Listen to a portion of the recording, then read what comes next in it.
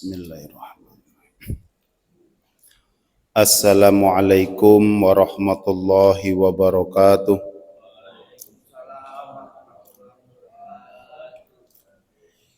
Innal hamdalillah nahmaduhu wa nasta'inuhu wa nastaghfiruh wa na'udzu billahi min sururi anfusina wa min sayyiati a'malina.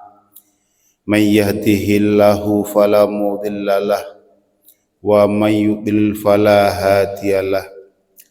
Ashhadu an la ilaha illallah wahdahu la syarikalah wa ashhadu anna Muhammadan abduhu wa rasuluhu la nabiyya ba'dah. Allahumma salli wa sallim ala sayyidina Muhammad wa ala ali sayyidina Muhammad. Faya ayyuhal hadirun rahimakumullah ittaqullaha haqqa tuqatihi wa la tamutunna illa wa antum muslimun. Allahumma nawwir qulubana wa quluba jami'i man hadara fi majlisina hada bi nuril ma'rifah wa ilmil mukasyafah wal basirah wal iman wal islam. Ya Fattahu ya Alim iftah qulubana wa qulubahum futuhal arifin. Rabbana iftah bainana wa baina qaumina bil haqqi wa anta khairul fatihin. Allahumma inna nas'aluka fahman nabiyyin wa hifdzal mursalin wa ilhamal malaikatil muqarrabin. Allahumma aghnina bil ilmi wa zayyinna bil hilmi wa akrimna bit taqwa wa jammilna bil afiyah bi rahmatika ya arhamar rahimin. Rabbi shrah li sadri wa yassir li amri wahlul 'uqdatam min lisani yafqahu qawli. Amin. Amma ba'du. Hadratul kiram, para alim, para ulama, para kiai, para tokoh masyarakat, pengurus masjid Baitus Salam Arira yang kami hormati, alhamdulillah wa syukrulillah bahwasanya pada pagi hari ini kita masih diberi kesempatan oleh Allah Subhanahu wa taala sehingga kita sanggup dan mampu melaksanakan kewajiban kita, yaitu sholat subuh berjamaah yang dilangsungkan dengan majelis ilmu atau tholabul ilmi. Mudah-mudahan acara seperti ini diistiqomahkan oleh Allah Subhanahu wa taala sampai akhir hayat kita nanti. Bapak Ibu rahimakumullah, para ulama sepakat kalau manusia ingin selamat dunia dan akhirat harus menjalankan minimal 3 hal. Yang pertama yaitu ibadah kepada Allah Subhanahu wa taala, mengabdi kepada Allah Subhanahu wa taala. Ya, ubudu rabbakum. Ya ayuhan nasu budu rabbakum. Beribadah, mengabdi kepada Allah Subhanahu wa taala. Apa artinya ubudu di dalam tafsirnya, yaitu ubudu ay wahidu, yaitu mengesakan Allah Subhanahu wa taala. Kemudian di dalam awal-awal surah Al-Baqarah Allah mengatakan a'udzubillahi minasyaitonirrajim, bismillahirrahmanirrahim, alif lam mim, dzalikal kitabu la raiba fihi hudal lil muttaqin alladzina yu'minuna bil ghaibi wa yuqimuna shalah wa bil akhirati hum yuqinun. Alif lam mim, Allahu a'lamu bi muradih. Apa maksudnya alif lam mim ini? Hanya Allah lah yang tahu artinya dan apa yang dikehendakinya. Kata Allah, dzalikal kitabu, adapun ini kitab, ay Al-Qur'an, maksudnya Al-Qur'an, ya. Alladzi yaqra'uhu, yaitu kitab Al-Qur'an yang dibaca oleh Muhammad sallallahu alaihi wasallam. Ini saya terangkan, ketika kalimahnya yaqra'uhu maka hanya membaca secara tekstual. Ya. La raiba fi, tidak ada keraguan di dalam Al-Qur'an. Hudal lil muttaqin, yaitu menjadi petunjuk bagi orang Islam. Siapakah yang dimaksud orang muttaqin, orang Islam yang takwa? Alladzina yu'minuna bil ghaibi, orang-orang yang beriman terhadap alam gaib. Surga gaib belum nampak, neraka gaib belum nampak, malaikat gaib belum nampak. Kenapa saya mengatakan belum nampak? Nanti kalau udah pada saatnya syakaratul maut menghampiri kita, kita pasti akan dinampakkan oleh Allah Subhanahu wa ta'ala. Nanti kalau sudah datang syakaratul maut, baru kita menyesal, karena semuanya perlakuan kita di atas bumi ini dinampakkan oleh Allah Subhanahu wa ta'ala. Wa yuqimunas shalah, dan Allah memerintah kita untuk mendirikan sholat. Pertama kita suruh iman, suruh ibadah, yaitu dengan cara mendirikan sholat. Allah di dalam Al-Quran hanya mengatakan wa yuqimunas sholah. Sholat apakah itu yang diperintah oleh Allah? Keterangannya ada di dalam hadis. Sholatnya berapa kali? Keterangannya ada di dalam hadis. Caranya sholat seperti apa? Keterangannya ada di dalam hadis. Itu artinya apa? Kita disuruh oleh Allah Subhanahu wa ta'ala ibadah untuk mengabdi kepadanya. Cara mengabdinya kepada Allah, kita harus berilmu, karena Allah hanya gemblengan menyuruh kita untuk sholat. Cara-caranya sholat Allah tidak menerangkan. Itu makanya diturunkan Nabi Muhammad Sallallahu Alaihi Wasallam. Artinya apa? Di dalam dunia ini kalau kita mau aman dunia akhirat, setelah kita mengimani Allah Subhanahu wa ta'ala dengan cara beribadah, kita yang kedua disuruh belajar. Utlu ma uhiya ilaika minal kitab, pelajarilah atau dipelajarkanlah apa yang telah aku wahyukan kepadamu hai Muhammad, minal kitabi, dari kitab-kitab Allah Subhanahu wa ta'ala. Ya, jadi perintah Allah pertama adalah suruh iman kepadanya. Yang kedua kita suruh mencari ilmu. Karena ibadah dengan ilmu, dengan mencari ilmu tidak bisa dibeda-bedakan. Orang ibadah saja tidak ngerti caranya ibadah karena nggak ada ilmunya, nggak mau ngaji, itu dipastikan ibadahnya salah. Ya, orang belajar saja banyak ilmunya, tapi tidak direalisasikan, tidak diaplikasikan dengan ibadah, itu salah juga. Maksudnya apa? Derajat orang mengaji mencari ilmu itu lebih tinggi daripada sholat itu sendiri. Karena sholat akan salah apabila tidak ada ilmunya. Kesimpulannya adalah ibadah dan mencari ilmu harus beriringan. Jangan sedikit-sedikit mari kita kembali kepada Quran dan hadis. Ya coba kalau nggak pernah ngaji, ambil tuh Al-Quran baca. Insya Allah dia nggak akan paham. Karena di dalam Al-Quran ada dua makna.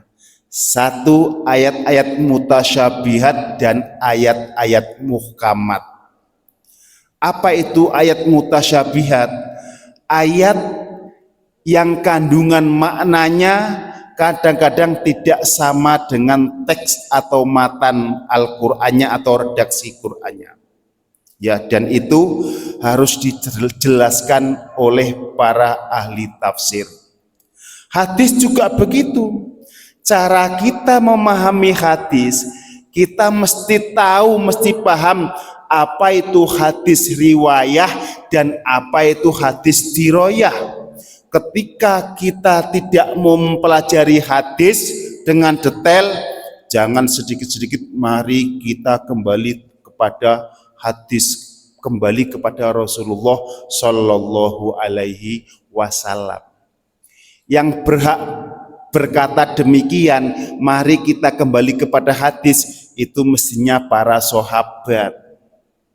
Ketika ada masalah, sahabat mau beramal tidak tahu, langsung tanya kepada Rasulullah Shallallahu Alaihi Wasallam. Kalau kita sekarang, mari kita kembali kepada ulama. Karena hanya ulama yang sanggup menjelaskan apa itu hadis riwayah dan apa itu hadis diroyah. Kalau zamannya tabi'in, tabi'in itu adalah muridnya para sahabat. Ketika beliau ada masalah, kembali kepada para sahabat. Tabi'in, ketika dia ada masalah, kembali kepada tabi'in. Dan seterusnya. Jadi kita tidak boleh sedikit-sedikit, mari kita kembali saja kepada Al-Quran dan hadis. Sementara dia tidak mau mempelajari apa itu Al-Quran dan hadis, ya, karena banyak sekali ilmu yang terkandung di dalam Al-Quran dan hadis itu, makanya perlunya kita belajar. Ketika Rasulullah Shallallahu Alaihi Wasallam di dalam hadis yang diriwayatkan oleh Rifa'ah bin Rafi, ketika ada sahabat mau belajar sholat, sahabat disuruh nginep di rumah Rasulullah Shallallahu Alaihi Wasallam,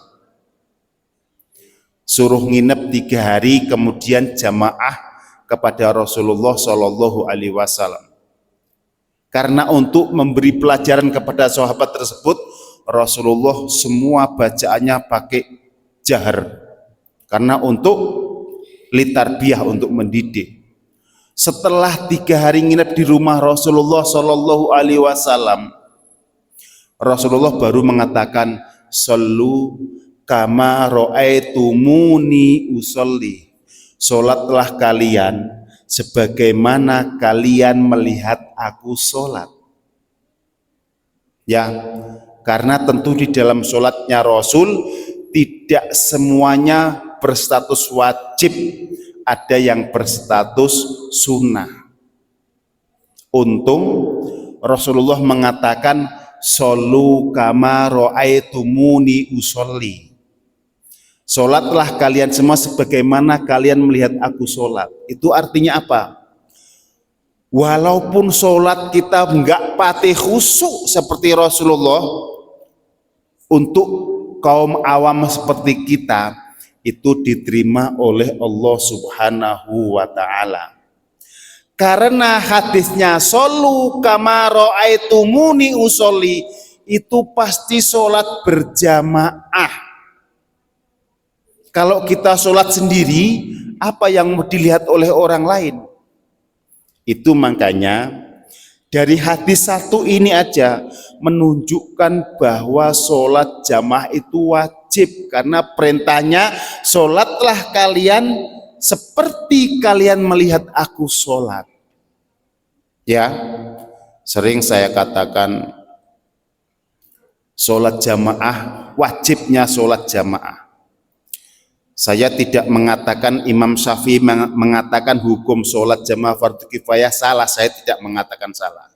Tapi kita sebagai para ustadz, para mubaligh, kalau kita mau mengatakan hukum sholat jamaah fardu kifayah, kita harus menerangkan apa saja udhurnya sholat berjamaah. Karena Imam Syafi'i mengatakan sholat jamaah fardu kifayah banyak udhur pada masa itu.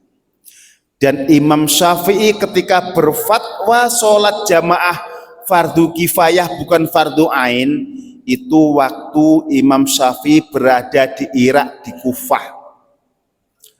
Kita semua mengetahui bahwa ketika Imam Syafi'i masih ada di Irak, masih ada di Kufah, itu adalah kaul qodimnya Imam Syafi'i. Pada masa itu orang banyak, masjidnya jarang-jarang. Kalau Imam Syafi'i waktu itu mengatakan wajib sholat jamaah, maka insya Allah nggak cukup masjidnya. Ya, kemudian Imam Syafi'i mengatakan sholat jamaah fardu kifayah. Ketika Imam Syafi'i sudah hijrah ke Mesir, barulah ada yang namanya qaul jadid, ucapan barunya Imam Syafi'i.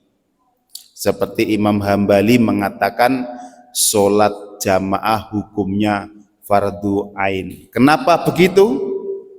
Imam Ahmad bin Hambal mengetahui kalau umatnya pada masa itu bacaan Fatihahnya ketika ditahsin salah semua. Lalu solusinya gimana? Agar yang bacaannya salah dalam sholat ketika membaca Fatihah, maka solusinya agar diterima oleh Allah harus sholat berjamaah. Karena ada jaminan dari Allah ketika kita sholat jamaah, sholat kita diterima oleh Allah Subhanahu wa ta'ala. Ingat, kita sebagai laki-laki punya tanggung jawab 4 di dalam keluarga kita. Sekali lagi, kita sebagai laki-laki punya 4 tanggung jawab di dalam keluarga kita. Karena laki-laki adalah ro'in sebagai pemimpin. Apa saja tanggung jawabnya?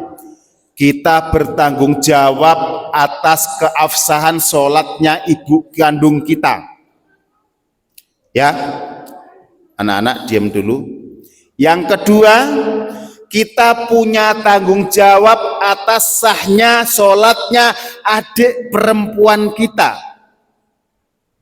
Karena tidak diperintahkan seorang wanita sholat di masjid berjamaah. Bukannya enggak boleh.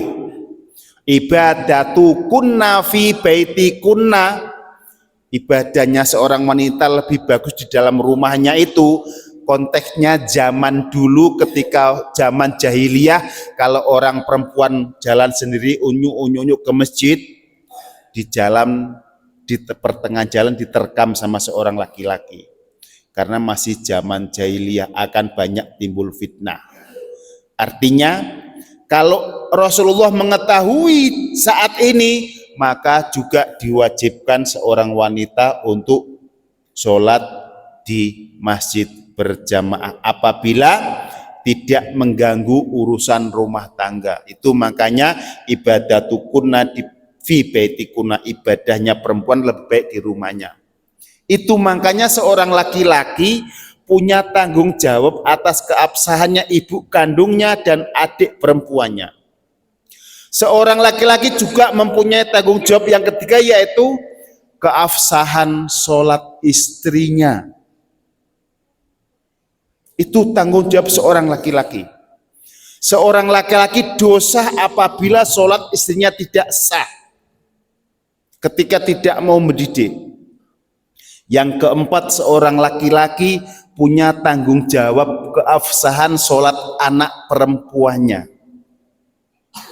Lalu ada sahabat bertanya kepada Rasulullah Shallallahu Alaihi Wasallam, lalu gimana ya Rasulullah solusinya? Sementara saya tidak sanggup untuk mendidik yang empat ini, ibu kandung, adik kandung, istri, dan anak seperempuannya.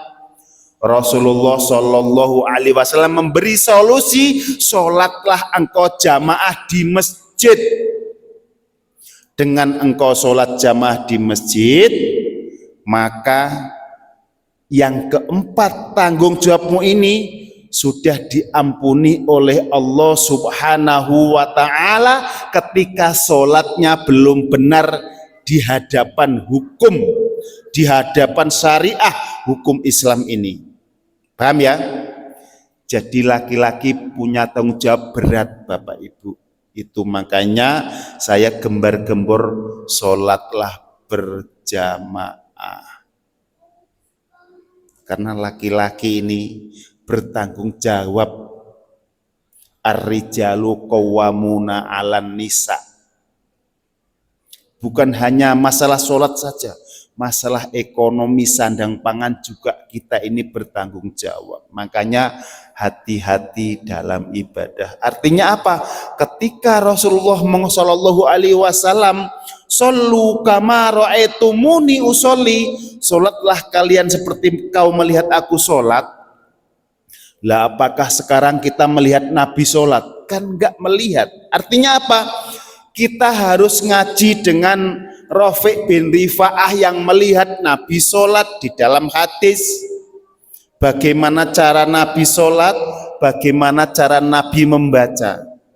Sampai takbiratul ihram saja diatur oleh Rasulullah Shallallahu Alaihi Wasallam. Allahu Akbar. Ketika kita mengangkat tangan, pastikan telapak tangan kita menghadap ke kiblat, jangan terlalu renggang dan jangan terlalu nutup, sedang. Ya. Kemudian wa yarfa'u ila sahmatil udhunain, angkatlah tanganmu sampai sedadar dengan pundak dan telinga. Ini aturan dari Rasulullah Shallallahu Alaihi Wasallam. Walaupun ini hukumnya sunnah, tapi ini perintah Nabi Muhammad Shallallahu Alaihi Wasallam. Artinya kalau yang sunnah kecil-kecil ini kita abaikan, Allahu Akbar, sholat gini, Allahu Akbar. Kan kita nggak mengikuti Nabi. Katanya mari kita kembali ke hadis dan Quran. Harusnya kita sempurnakan dari hal yang kecil sedikit pun, walaupun hukumnya sunnah. Itu makanya perlunya kita ngaji. Ibadah dan mengaji, tholabul ilmi tidak boleh terpisahkan. Karena ibadahnya orang yang tanpa ilmu itu hanya menggugurkan kewajiban saja. Kita nggak akan naik level di hadapan Allah Subhanahu wa Ta'ala.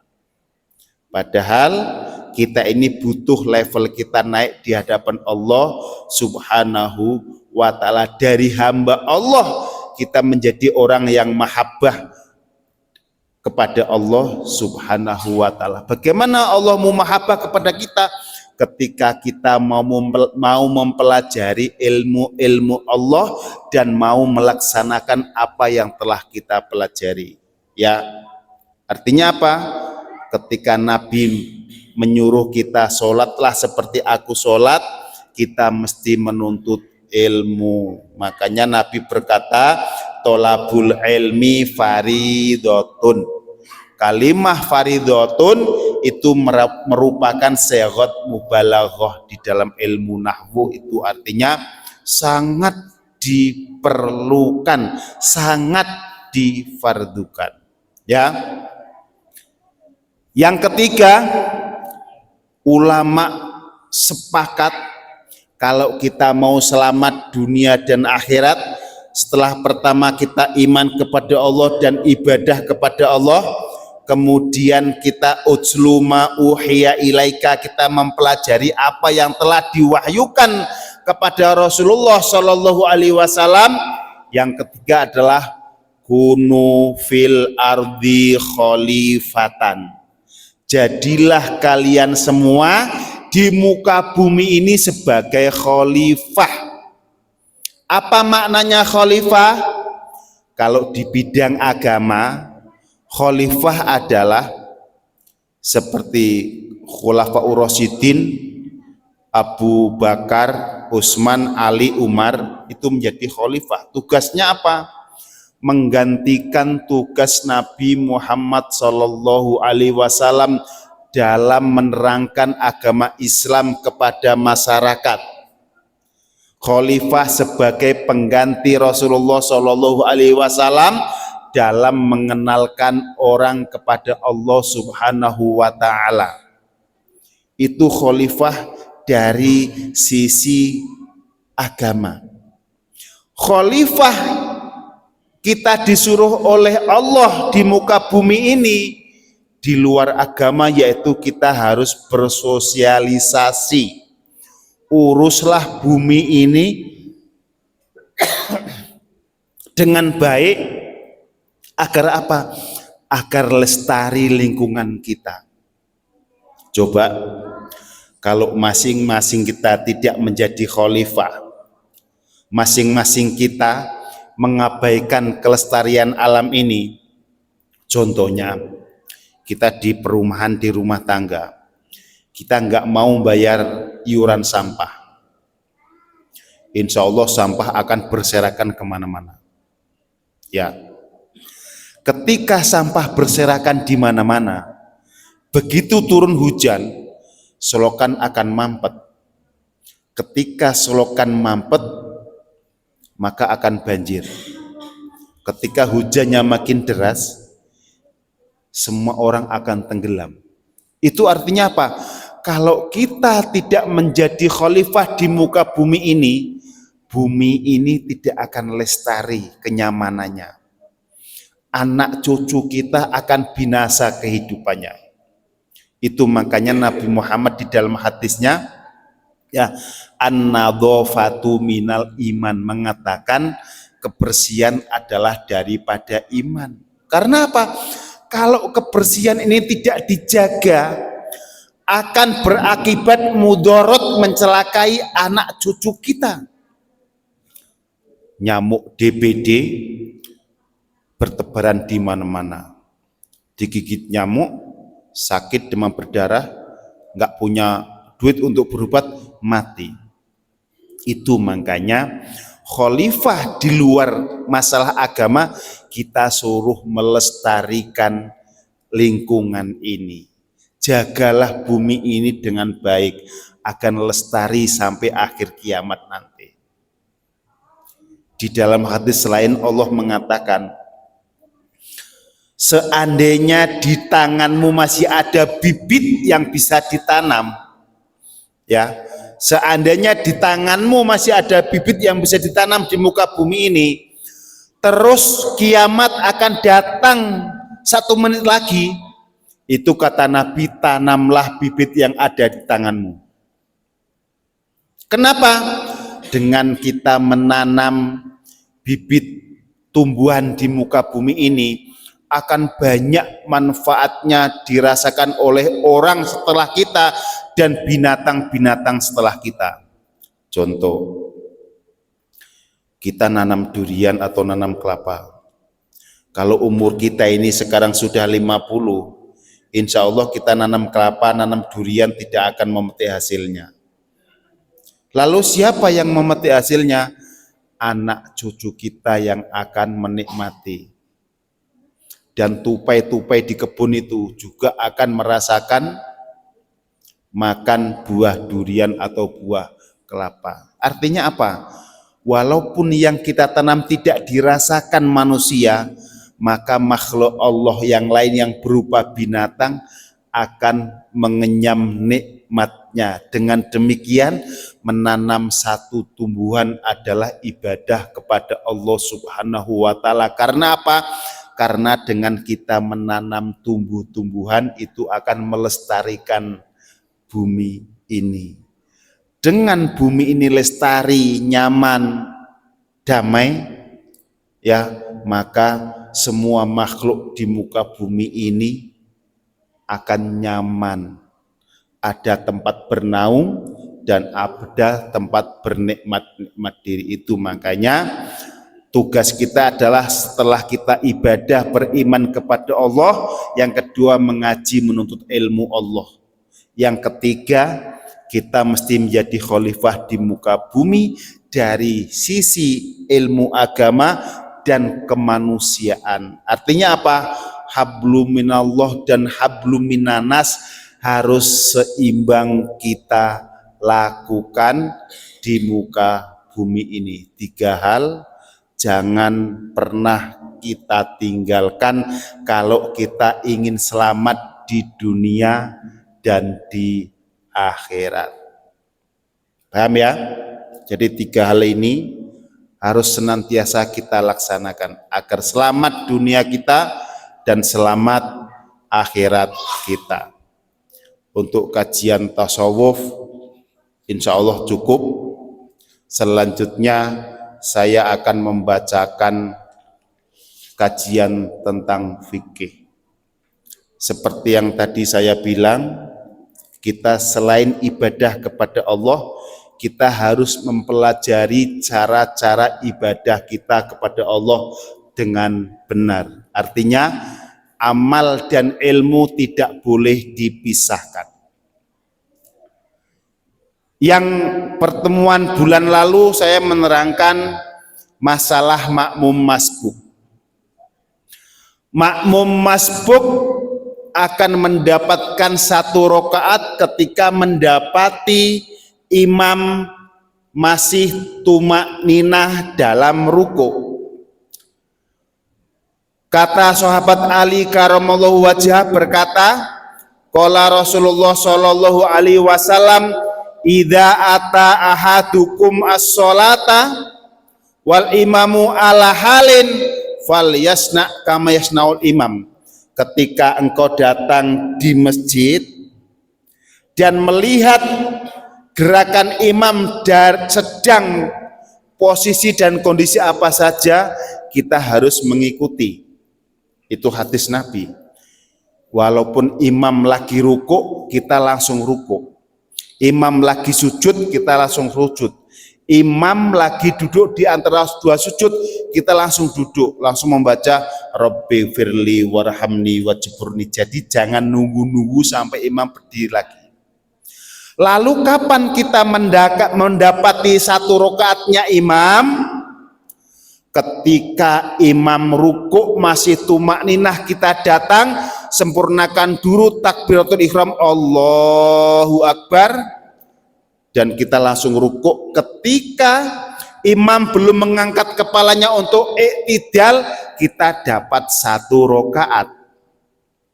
Ketika imam sudah sami Allah, sudah gerak berdiri, kita nyusul ruku sementara imam sudah berdiri, kita tidak mendapati 1 rakaat.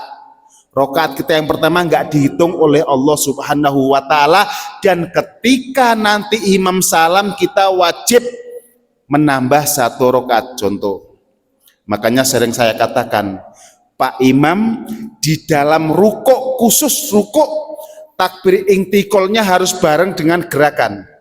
Lagi ruku, sami Allah bareng. Jangan lagi ruku sudah berdiri baru sami Allahu liman hamidah. Kalau jamaahnya banyak, orang yang di belakang itu kejebak. Sedangkan ketika makmum ruku, imam sudah mengangkat kepala, nggak dapat 1 rakaat. Dan nanti ketika makmum masbuk tadi nggak menambah 1 rakaat di dalam akhirnya setelah salam, maka sholatnya nggak sah karena kurang rakaatnya. Paham ya? Ini ketika imam kondisi ruku. Lalu di dalam kitab Fathul Mu'in, fa'amal masbuku, adapun seorang makmum masbuk, fa'inistagola masbukun bisunatin kadu'a iftitahin wa ta'awudin. Ketika makmum masbuk datang ke masjid dan imam masih berdiri, kita nggak boleh sibuk membaca doa iftitah. Sekali lagi, ini mungkin konteksnya lagi sholat sir di siang hari. Kita datang, imam masih berdiri belum ruku. Terus kita datang, Allahu Akbar. Kita dianjurkan oleh agama, oleh Rasulullah Shallallahu Alaihi Wasallam tidak dianjurkan membaca doa iftitah. Karena kalau tiba-tiba imamnya ruku, kita sedang membaca doa iftitah, kita mendapat hukuman dari Rasulullah Shallallahu Alaihi Wasallam. Di sini diterangkan, qoro'a biqadriha. Kalau imam masih berdiri, terus kita datang membaca doa iftitah, terus tiba-tiba imam ruku. Ketika imam ruku sebelum berdiri, kita dianjurkan membaca Fatihah sebagaimana waktunya kita membaca doa iftitah. Contoh, imam berdiri, kita datang, Allahu Akbar, Allahu Akbaru kabira walhamdulillahi katsira subhanallah. Tiba-tiba imam ruku. Sebelum imam berdiri dari ruku, kita harus membaca Fatihah minimal 3 ayat. Bismillahirrahmanirrahim, alhamdulillahirabbil alamin arrahmanirrahim. Harus sama waktunya. Allahu Akbar kabira walhamdulillahi katsira wa subhanallahi bukratan wa asilah. Itu wajib. Dan ketika kita membaca Fatihah 3 ayat belum selesai sebagaimana waktu kita membaca doa iftitah, kok imam sudah berdiri terus kita ruku, itu sholat kita sah tapi nggak dihitung 1 rakaat. Ini hukum. Paham nggak nih? Ini ribet nih kalau jadi masbuk nih. Makanya karena masbuk ini ribet, jangan sekali-kali kalian menjadi masbuk. Sholat on time atau in time tepat waktu. Gini, imam berdiri nih, lagi membaca surat. Terus kita datang Allahu Akbar membaca doa iftitah. Baru Allahu Akbar kabira walhamdulillahi katsira wa subhanallahi bukratan wa asilah. Kan 3 ayat ibaratnya. Imam ruku, kita dituntut untuk membaca Al-Fatihah juga 3 ayat. Bismillahirrahmanirrahim, alhamdulillahirabbil alamin arrahmanirrahim. Langsung ruku. Ketika kita ruku, belum kita sempat membaca subhanallah, imam berdiri, kita lanjutkan ruku tapi tidak dihitung 1 rakaat. Karena apa? Kita mengejar doa iftitah yang hukumnya sunnah, sementara meninggalkan surah Al-Fatihah yang hukumnya wajib, merupakan rukun dalam sholat. Paham Bapak Ibu ya? Itu aturannya. Walaupun kita dapat ruku karena enggak mendapati tumak ninahnya imam dalam ruku, rakaat kita enggak dihitung oleh Allah Subhanahu wa taala. Nanti setelah imam salam kita suruh nambah 1 rakaat lagi. Ini aturan. Makanya kata Nabi, ketika kita sholat di sir yang siang hari, kita datang setelah takbiratul ihram sempurna, kita langsung membaca membaca surah Al-Fatihah. Dan apabila kita membaca Al-Fatihah belum sempurna, terus imam ruku, enggak apa-apa. Kita sempurnakan Fatihah kita, maka kita sudah mendapati 1 rakaat dalam sholat berjamaah. Ya, jadi sempurnakanlah Fatihah ngebut, ikutin imam sedang ruku. Kalau memang dikebut nggak dapat juga, kita datang lagi membaca Fatihah, taruhlah dapat 4 ayat, imam ruku, kita kejar ruku. Karena bagi orang makmum masbuk adalah wa qiraatuhu lahu qiraatan. Bacaan Fatihahnya imam sudah mengcover bacaan Fatihahnya makmum. Ya, kita enggak dapat Fatihah tidak apa-apa. Itu makanya hukum dalam makmum masbuk ini ribet. Salah-salah kita sholatnya nggak sah. Karena apa? Nggak mau ngaji. Nampaknya sepele. Banyak orang yang melaksanakan demikian salah sholatnya.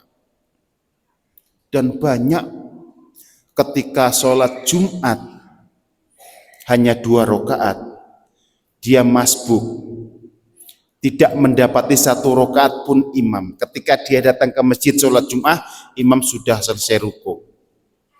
Terus ketika makmum salam, dia hanya menambah 2 rakaat. Itu salah Bapak Ibu. Ketika kita sholat Jumat, mendapati imam sudah rukuk yang kedua, maka setelah imam salam kita berdiri, kita harus sholat 4 rakaat, tidak boleh 2 rakaat. Karena kita tidak mendapati 1 rakaatnya imam. Hukum kita sholat seperti sholat duhur, tapi kita mendapati sholat Jum'ah tamatan karena kita masbuk dalam kondisi sibuk. Ya, sekali lagi, ketika sholat Jumat kita masbuk, nggak mendapati rokaatnya imam, nggak mendapat 1 rokaat bersama imam, maka imam salam, kita berdiri sholat 4 rokaat. Niatnya sholat Jumat, bukan sholat duhur, tapi kita mesti sholat 4 rokaat karena kita tidak mendapati 1 rokaat pun bersama imam.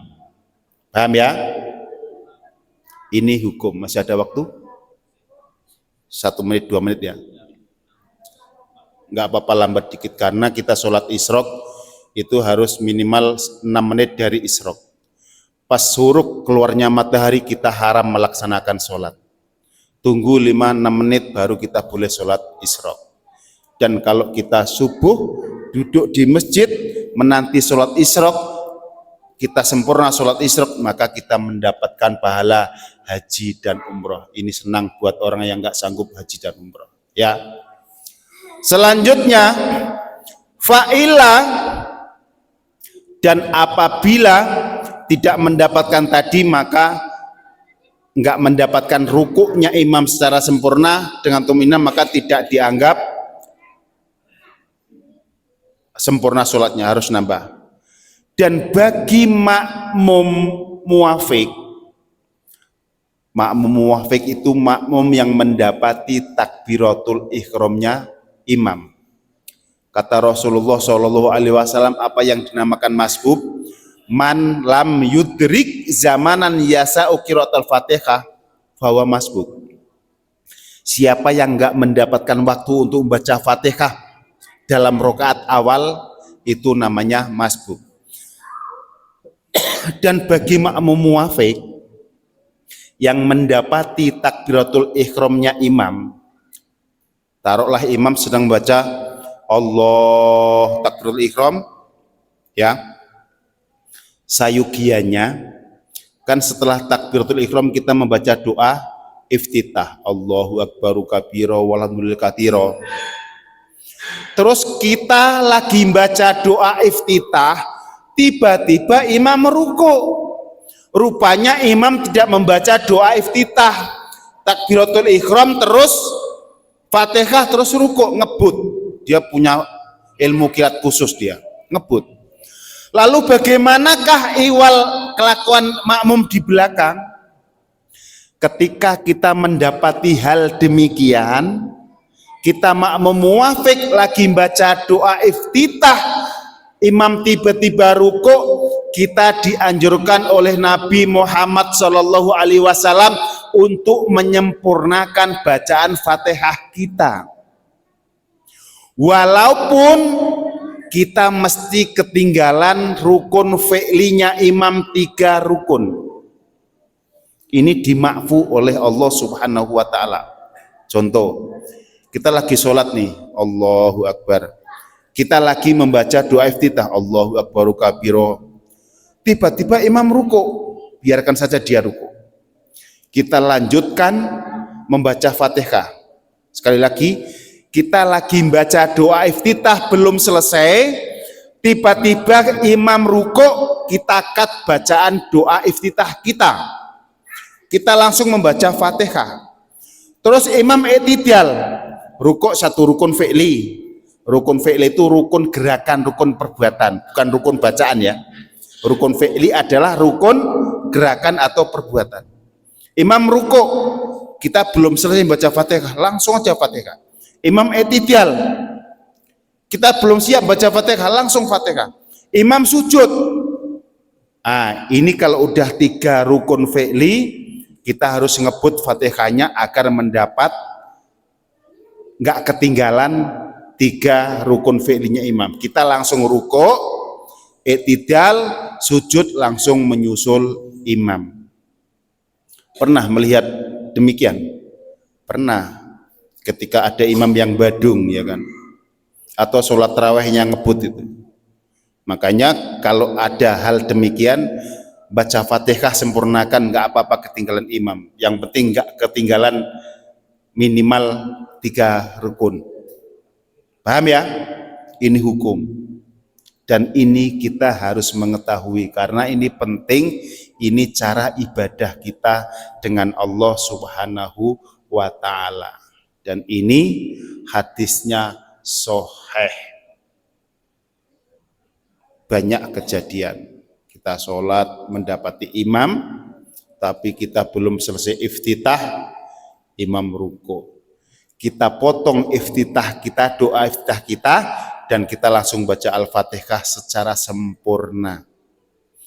Kita dimaafkan oleh Allah Subhanahu wa ta'ala walaupun mesti ketinggalan 3 rukun fi'li. Tapi kalau kita mengejar yang bukan rukun, itu kita dilarang oleh Allah untuk ketinggalan rukun fi'li sampai 3. Contoh, kita setelah i'tidal, kita ngejar membaca doa i'tidal.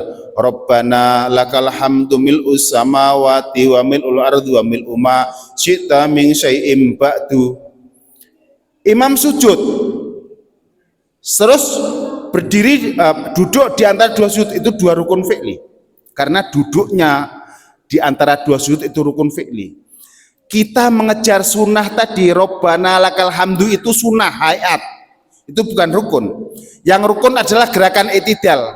Dari rukuk, sami Allahu liman hamidah, ini rukunnya i'tidalnya. Bacaannya sunnah. Kita hanya dianjurkan ketika rukun dalam i'tidal kira-kira baca subhanallah, tumakninah. Ya. Kita dilarang mengerjakan yang sunnah sementara kita ketinggalan rukun fi'linya imam 2 rukun, itu dilarang. Kalau kita i'tidal membaca Rabbana lakal hamdu mil'us belum selesai, baru imam sudah sujud dan mau duduk di antara 2 sujud, kita dianjurkan potong bacaan sunnahmu, maka kejarlah rukun imam yang sedang sujud. Paham ya? Kalau kita membaca sunnah, dilarang oleh Allah kita ketinggalan 2 rukun fi'linya imam. Tapi kalau kita sedang mengejar Al-Fatihah, karena Al-Fatihah rukun dalam sholat, maka kita diampuni walaupun mesti ketinggalan rukun fi'linya 3 rukun, itu diampuni, tidak apa-apa. Wallahu alam bisawab. Ada pertanyaan dalam bab ini? Kalau ada pertanyaan silahkan. Kalau tidak ada, saya tutup. Boleh?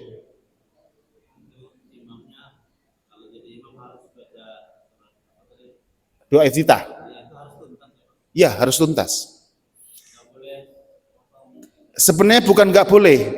Ketika imam tidak membaca doa iftitah, itu sholatnya tetap sah karena itu hukumnya sunnah hayat. Tapi doa iftitah itu kan bentuk pengakuan kita kepada Allah Subhanahu wa ta'ala. Seluruh ulama berpendapat ketika kita membaca inni wajjahtu wajhiya lilladzi fataras samawati wal ardh, kita dianjurkan khusyuk di dalam kalimat ini. Inna sholati wa nusuki, sampai situ kita dianjurkan khusyuk. Enggak, kan kita ini sholatnya sholat orang awam, kadang-kadang meleng. Mulut kita membaca Al-Fatihah ya, tapi otak kita kemana-mana mikir. Yang tadi nggak ingat menjadi ingat ketika lagi sholat, karena setan bekerja terus. Tadi kompor udah mati belum ya? Tadi kunci motor di motor udah aku cabut belum ya? Jangan-jangan masih di luar. Itu otak tuh langsung merespon. Karena apa? Setan bekerja terus ketika kita sholat. Dan ketika kita mengalami demikian nggak khusyuk, maka kata Nabi, pulangkan lagi hatimu ke asal, ke bacaan sholat. Ya, jadi sayogianya imam itu membaca doa iftitah, karena itu hukumnya sunnah hayat. Dan ketika kita meninggalkan doa iftitah itu artinya apa? Kita tidak ada pasrah pengakuan kepada Allah Subhanahu wa Ta'ala. Kan kita mengatakan, kan kalau kita membaca Allahu Akbar kabiro, itu kan dua hadis yang kita baca. Allahu Akbar kabiro walhamdulillahi katsira subhanallahi bukrata wasilah, atau hadis. Ini wajah tu wajhiyah, hadisnya beda lagi. Itu penggabungan dua hadis Nabi. Makanya qasiroh pendeknya boleh kita hanya membaca Allahu Akbar kabira walhamdulillahi katsira subhanallahi bukrata wasilah, itu boleh langsung Fatihah boleh. Atau enggak Allahu Akbar langsung inni wajjahtu wajhiya lilladzi fataras samawati wal ardh boleh. Digabungkan dua hadis itu lebih bagus, karena makin banyak pengakuan taslim, penyerahan diri kita kepada Allah Subhanahu wa Ta'ala. Karena ada bacaan inna sholati, sesungguhnya sholatku, wa nusuki, dan ibadahku yang lain, ya, wa mahyaya, dan hidupku, wa mamati, dan matiku, lillah, khusus untuk mengabdi kepadamu ya Allah. Itu pengakuan kita di hadapan Allah Subhanahu wa Ta'ala. Memang sholatnya sah kalau ini enggak dibaca, karena ini bukan rukun, tapi sholat kita tidak sempurna. Artinya apa? Kita tidak mengikuti cara Nabi sholat. Itu makanya ketika Nabi sholat dan ada sahabat di belakangnya, itu semua yang dibaca Nabi tidak semua berstatus rukun atau wajib, ada yang berstatus sunnah. Itu makanya perlunya kita untuk belajar tholabul ilmi atau bermajelis ilmu. Masih ada yang bertanya?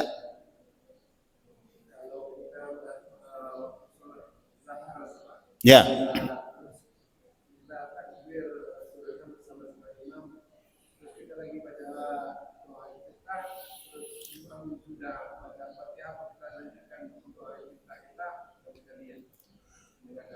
Harusnya kalau diperkirakan kita nggak ngejar sampai imam rukuk karena mengejar bacaan doa iftitahnya di-cut dan kita langsung baca Fatihah. Kita langsung baca Fatihah, karena sunnahnya membaca doa iftitah boleh sampai wasilah. Allahu Akbaru kabira walhamdulillahi katsira wa subhanallahi bukrata wa asila, sampai di sini boleh. Karena itu dua hadis. Ya, di dalam Sahih Muslim dua hadis ini yang kita baca digabung menjadi satu. Artinya kita sudah mendapat kesunahan. Di-cut sampai wasilah, langsung kita baca Fatihah, langsung harus mendapati rukuknya imam biar sempurna. Tapi kalau baca Fatihah juga belum kelar, imam tiba-tiba rukuk, sempurnakan Fatihah kita dengan catatan kita makmum muwafiq yang mendapati takbiratul ihramnya imam. Tapi kalau kita masbuk tidak apa-apa, asalkan kita datang langsung membaca Fatihah, bukan membaca doa iftitah. Ya, kita datang membaca Fatihah dan baru dapat 3 ayat makmum rukuk, kejarlah makmum tuh rukuk. Fatihahnya enggak usah disempurnakan, tidak apa-apa. Karena Fatihahnya makmum sudah di-cover atau dijamin oleh bacaan Fatihahnya imam, karena kita masbuk. Jadi Bapak Ibu, masalah masbuk ini banyak sekali yang harus kita ketahui, ribet. Makanya kalau bisa masjid sudah murotal, kita wudhu di rumah. Udah adzan lari kita ke masjid. Seperti itu.